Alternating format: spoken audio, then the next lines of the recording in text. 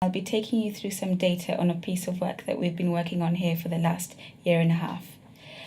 So why is it important that we think about different ethnic minorities in couples therapy? Well, we live in multicultural Britain, and the dictionary definition of multicultural is of or relating to a society consisting of a number of cultural groups, especially in which the distinctive cultural identity of each group is maintained. And you only have to walk around certain areas of London to see how true this is. Data from the last census in 2011 shows us that across England and Wales, London has the largest rate of ethnic diversity, meaning that there's the lowest rate of white groups in London and the highest rate of people from different backgrounds born both inside and outside of England. The data from the same census shows us that nearly 1 in 10 people, that's 9%, are in inter-ethnic relationship. Now that data is across England and Wales, and as I've just said, the rate of ethnic minorities in London is much higher, so we expect that for London that percentage will be much higher. Again, why is it important that we research this topic? Well, because of the relationship between ethnic minorities and therapy. You only have to look at the data to see that if you're from an ethnic minority, you have higher likelihood of diagnosis of mental health, hospital admissions, to coercive cases, disengagement from mainstream mental health, and likelihood of poorer outcomes from receiving treatment.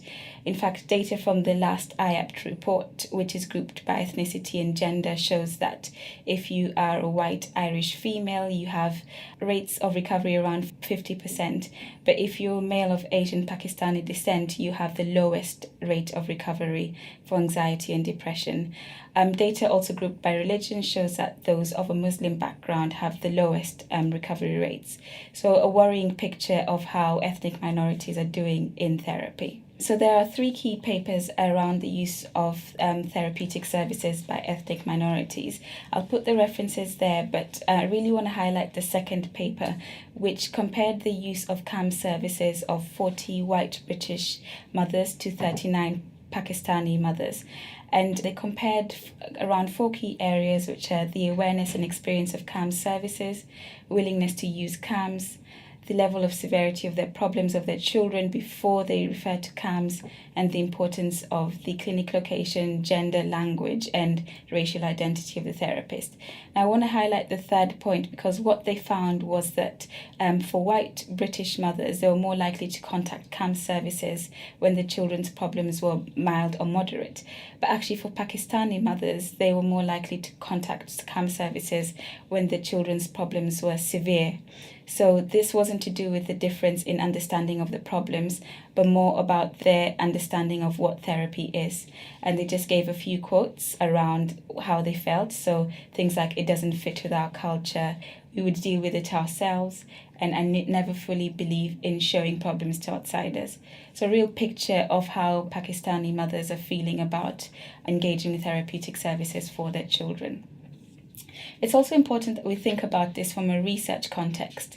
So a paper written about marriage and family therapy with ethnic minorities looked at data from 10 years worth of research papers and actually found that around this specific topic, only 4% of papers were written about ethnic minorities.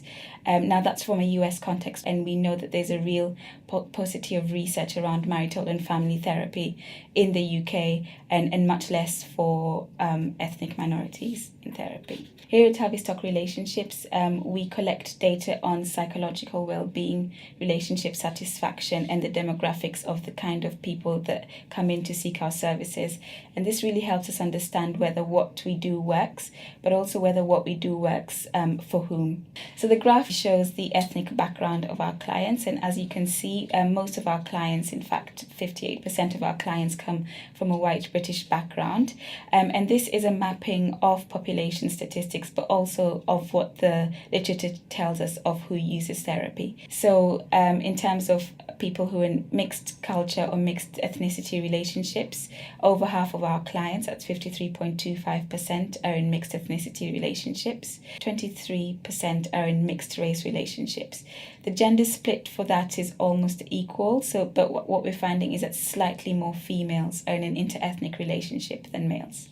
So the aims of this talk will be to present the data in three ways. So firstly, we'll look at the differences between the groups in terms of their psychological well-being when they come into therapy. We'll also look at the same in terms of relationship satisfaction. And then lastly, we'll look at pre and post data. So just to look at whether what we do works and whether it works for all the ethnic groups that we see here. So firstly, we compared the intake data given by all our clients and grouped it according to racial groupings. So that's people from a white background, black background, Asian, mixed, Chinese, and other. And what we found is that clients who come from other ethnic background have the highest level of psychological distress, and those who come from a white background come in with the lowest level of psychological distress. Interestingly, what we found is that there was an interaction between gender and racial grouping, meaning that within those racial groupings, females were coming in with significantly higher levels of distress, particularly for Chinese and black clients, where the females were coming in with 7 points higher and 4 points higher, respectively.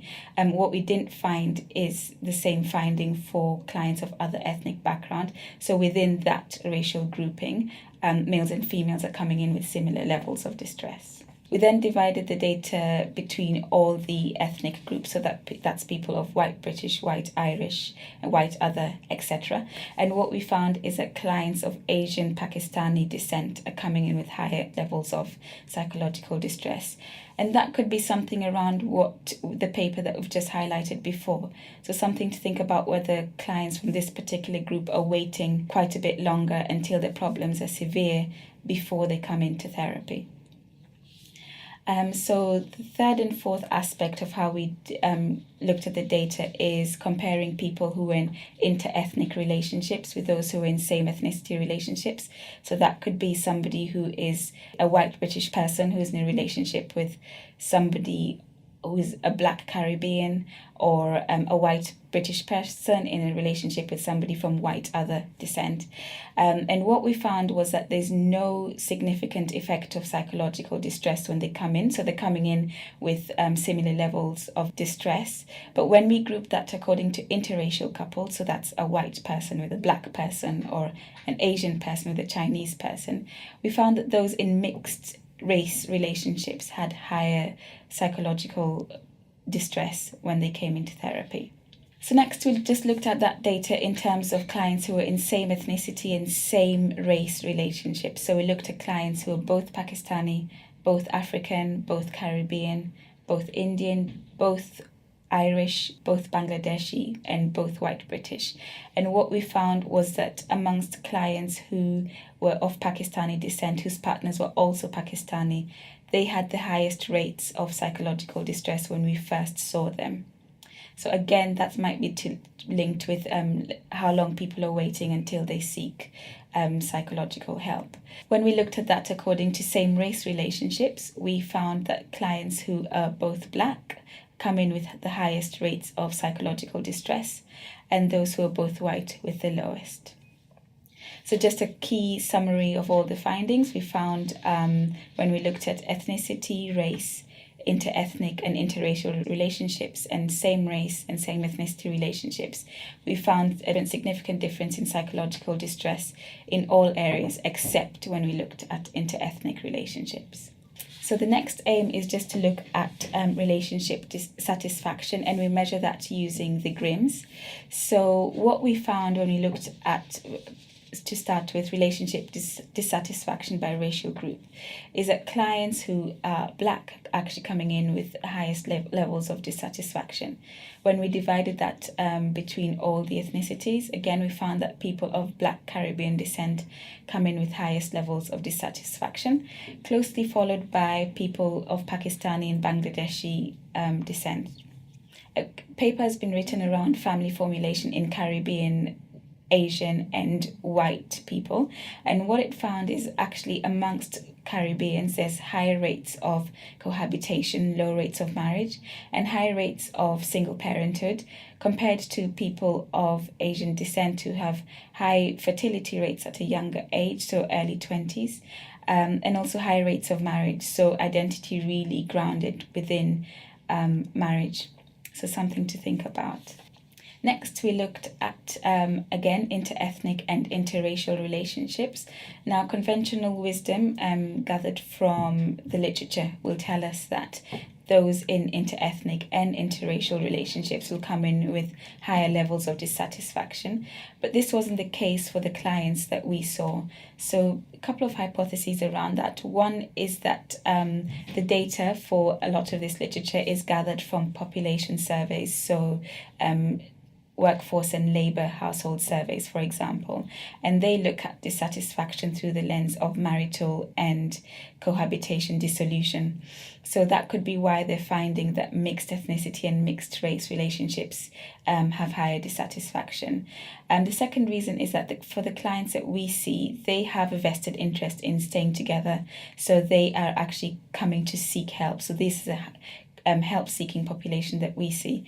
And actually, for mixed ethnicity and mixed race relationships, they've faced a lot in terms of society's perceptions of their relationships and have actually overcome a lot to stay together. So it could be that we're seeing couples with higher resilience in terms of keeping their relationship together. However, when we compared clients from same race and same ethnicity relationships, again, what we found, similar to psychological distress, is that clients who are both Pakistani come in with higher levels of relationship dissatisfaction. And again, it's clients who are both Black who are coming in with highest levels of dissatisfaction. So again, just a quick summary of the findings. We are finding that when you carve up the data in terms of ethnicity, race, inter-ethnicity of a couple, the interracialness of a couple, and then same ethnicity or same race of a couple, what we're finding is significant differences in relationship dissatisfaction, except for inter-ethnic and interracial. So lastly, I'm just going to look at the recovery rates across the group. So basically, is what we're doing working, and is it working for all the clients that we're seeing? Firstly, just to mention that myself and my colleagues, Dr. David Hewison and Dr. Polly Casey, have authored a paper on the effectiveness of couple therapy, which is the biggest of its kind in a naturalistic setting. And that's going to be published in the Psychotherapy Journal. And what this paper found is that when we compared pre and post data of the clients that we were seeing, there was a main effect of time. That is to say that the clients were getting better in both psychological distress and relationship satisfaction between the time that we've seen them. So we looked at rates of recovery in terms of reliable change on both the core and the GRIMS. And the good news is that we found that no matter which perspective we look at, whether ethnicity or race, etc., we're finding that all of our clients are recovering in the same way. So despite the fact that they're coming in with different levels of distress, we're able to help all of our clients across the board.